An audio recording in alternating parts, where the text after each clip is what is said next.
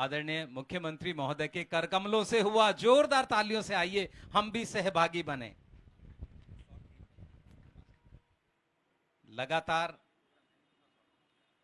यहां हमारा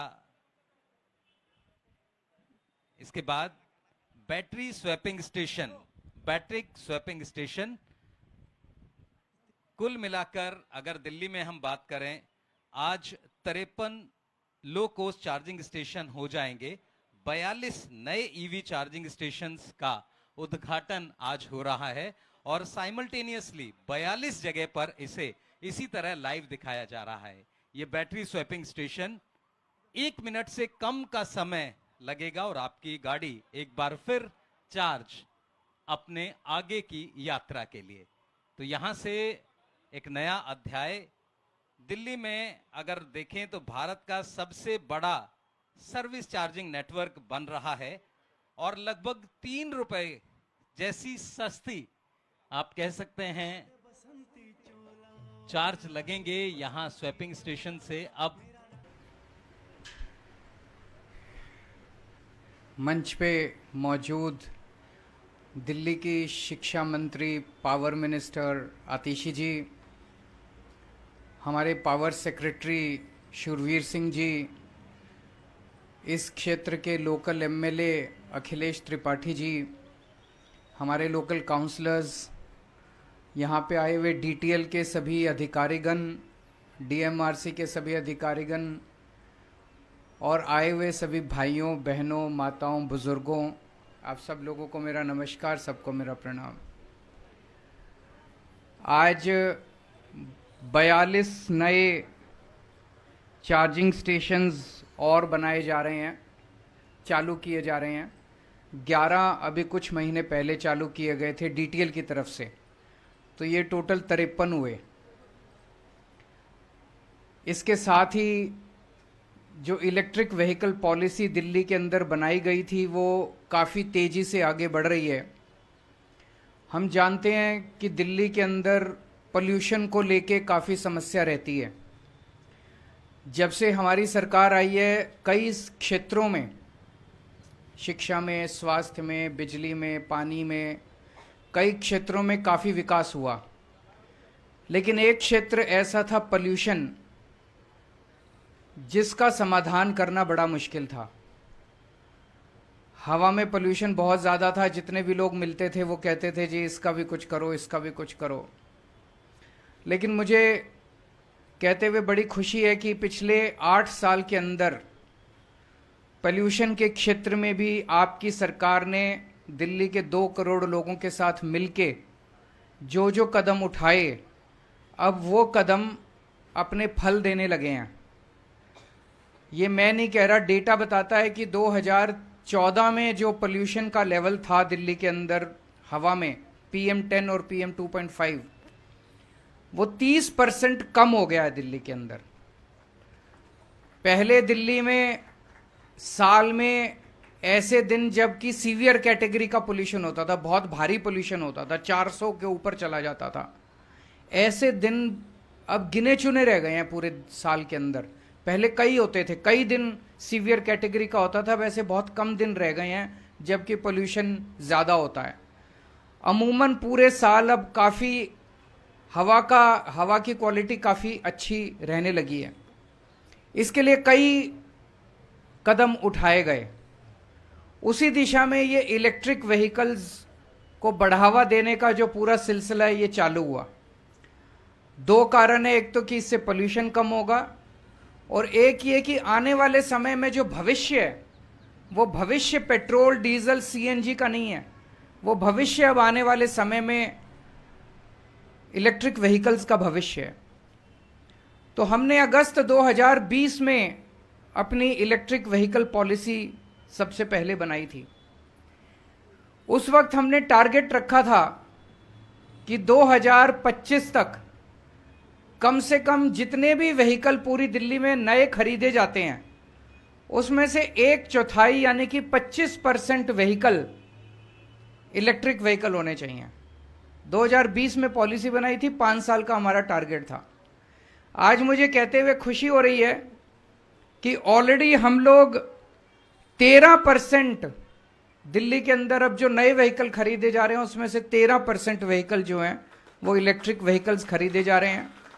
और जैसा आतिशी जी ने बताया कि पूरे देश में अगर नेशनल एवरेज लिया जाए, पूरे देश में जितने व्हीकल खरीदे जाते हैं उसका 6% केवल इलेक्ट्रिक व्हीकल होते हैं। दिल्ली में 13% व्हीकल्स जो हैं वो इलेक्ट्रिक व्हीकल्स खरीदे जा रहे हैं। और अगस्त 2020 से लेके अभी तक 1,28,000 इलेक्ट्रिक व्हीकल्स दिल्ली में खरीदे जा चुके हैं। जो अभी तक प्रोग्रेस आप लोगों की सरकार ने और आप लोगों ने मिलकर दिल्ली में की है, उसकी वजह से अब दिल्ली को देश की ईवी कैपिटल माना जाने लगा है कि दिल्ली जो है देश की इलेक्ट्रिक व्हीकल कैपिटल है। सबसे ज्यादा व्हीकल दिल्ली के अंदर खरीदे जा रहे हैं। हम अपनी तारीफ करें वो अच्छा नहीं लगता। नीति आयोग ने ये कहा है कि दिल्ली की जो इलेक्ट्रिक व्हीकल पॉलिसी है वो देश की बेस्ट पॉलिसी है और बाकी राज्यों को भी इसका अनुसरण करना चाहिए।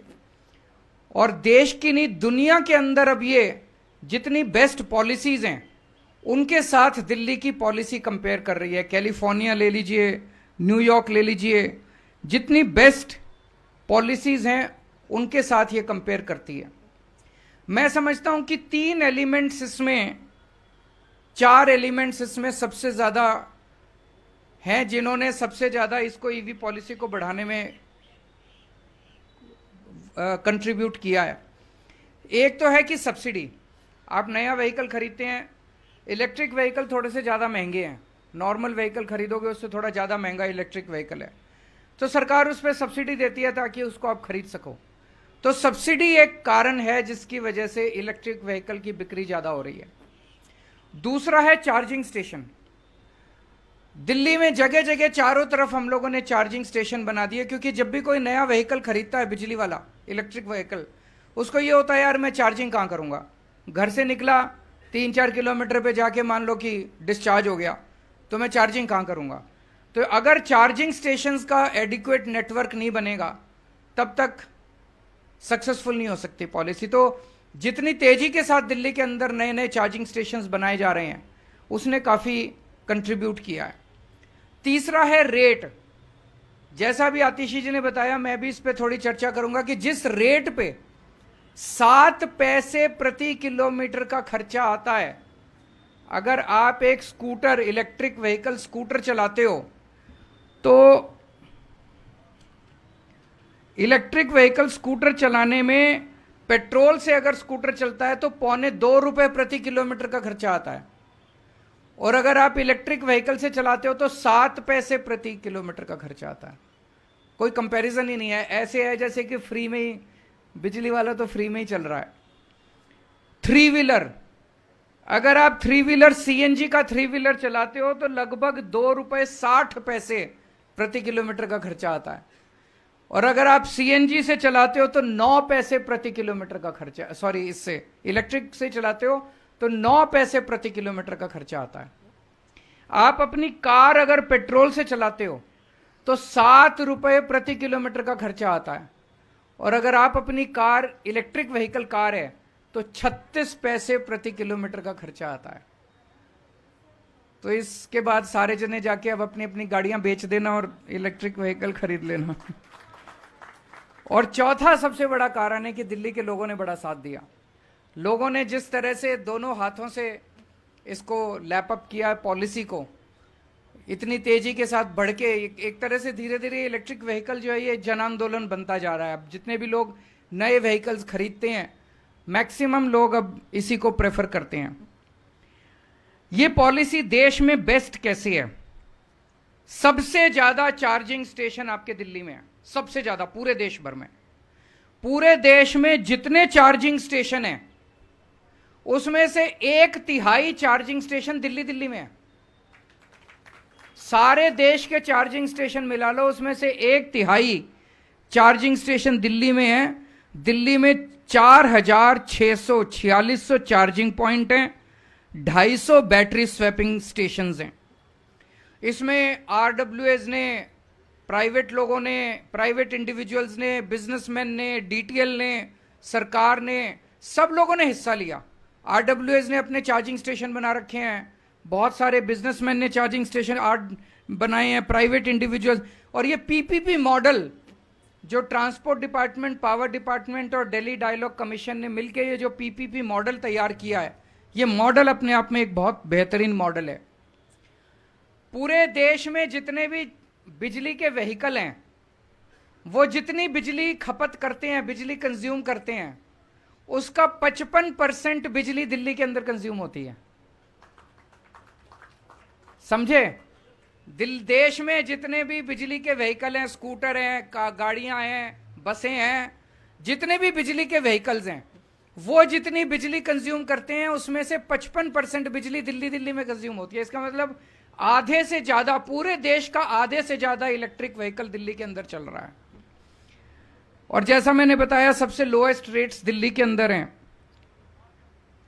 तो ये दिल्ली की जो पॉलिसी है, ये एक तरह से पूरी दुनिया की बेस्ट पॉलिसी है।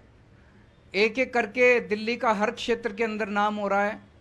पहले शिक्षा के अंदर नाम हुआ, शानदार स्कूल बने, फिर मोहल्ला क्लिनिक बने, फिर बिजली मुफ्त हो गई। लोगों को यकीन नहीं होता कि दिल्ली में बिजली मुफ्त है और 24 घंटे बिजली है।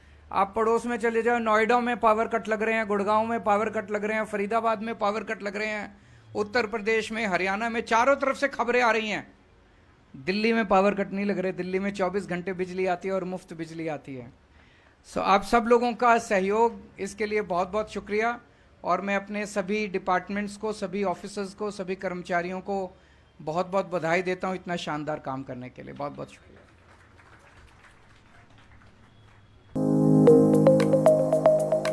प्रभदयाल गजाधारी ज्वेलर्स, जो है पिछले 75 सालों से आप सभी का भरोसा, आपकी खुशियों के साथ। आशापूर्णी मंदिर, पठानकोट से Manchanda tower, Dalhousie road. Prabhdayal Gajadhari jewellers, जो है पिछले 75 सालों से आप सभी का भरोसा, आपकी खुशियों के साथ। आशापूर्णी मंदिर, पठानकोट से Manchanda tower, Dalhousie road. Prabhdayal Gajadhari jewellers, जो है पिछले 75 सालों से आप सभी का भरोसा, आपकी खुशियों के साथ। आशापूर्णी मंदिर, पठानकोट से मनचंदा टावर, ढलोजी रोड।